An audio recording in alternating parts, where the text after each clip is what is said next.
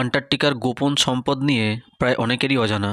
পৃথিবীর মানচিত্রের একেবারে নিচে অবস্থিত এই বিশাল রহস্যের নাম হলো আন্টার্কটিকা। প্রায় 1,40,00,000 বর্গমিটারের এই মহাদেশটি বর্তমানে আন্টার্কটিক চুক্তি ব্যবস্থার অধীনে আছে। 1961 সাল থেকে এটি একটি অসামরিক অঞ্চল, যেখানে কেবল বিজ্ঞানের চর্চা হওয়ার কথা। 98% এলাকা বরফে ঢাকা, যেখানে তাপমাত্রা -80 ডিগ্রি সেলসিয়াসে নেমে যায়।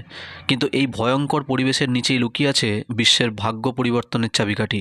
বরফের নিচে মাইলের পর মাইলে কি আছে জানিয়ে দেশগুলির মধ্যে কাড়াকাড়ি শুরু হয়েছে। ধারণা করা হয় এখানে প্রায় 500 বিলিয়ন ব্যারেল তেল এবং বিপুল প্রাকৃতিক গ্যাস রয়েছে, যা মধ্যপ্রাচ্যের ভাণ্ডারকেও চ্যালেঞ্জ জানাতে পারে। এখানে সোনা, প্ল্যাটিনাম, তামা, কয়লা এবং লোহার বিশাল আকরিক রয়েছে বলে ভূতাত্ত্বিকরা মনে করেন।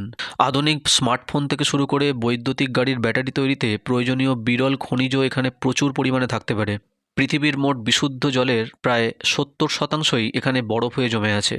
ভবিষ্যতে যখন বিশ্বে জলের সংকট হবে, তখন এই সাদা সোনা হবে সবচেয়ে মূল্যবান সম্পদ। যদিও খনি খনন এখন নিষিদ্ধ, কিন্তু পর্দার আড়ালে দেশগুলো তাদের ঘুঁটি সাজাচ্ছে। 2048 সালে যখন বর্তমান পরিবেশগত চুক্তির মেয়াদ শেষ হবে, তখনই শুরু হবে আসল লড়াই। প্রধান খেলোয়াড় হলো রাশিয়া, চীন, আমেরিকা, অস্ট্রেলিয়া এবং ভারতের মতো দেশগুলো। চীন দ্রুত গতিতে তাদের পঞ্চম এবং ষষ্ঠ গবেষণা স্টেশন তৈরি করছে ওখানে। তাদের পোলার সিল্ক রোড পরিকল্পনা আন্টার্কটিকাকে বৈশ্বিক বাণিজ্যের কেন্দ্রবিন্দুতে আনার একটি প্রয়াস।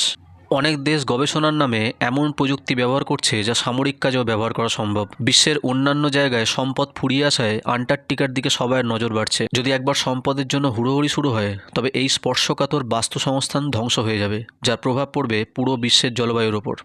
আন্টার্কটিকার এই পরিস্থিতি আমাদের গত শতাব্দীর স্নায়ুযুদ্ধের কথা মনে করিয়ে দেয়।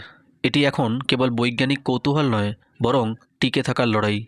আন্টার্কটিকা কি মানবজাতির সহযোগিতার প্রতীক হয়ে দাঁড়াবে, নাকি এটি পরবর্তী বিশ্বযুদ্ধের মূল কেন্দ্রবিন্দু? আপনাদের মতামত কমেন্টে জানাতে ভুলবেন না। ধন্যবাদ।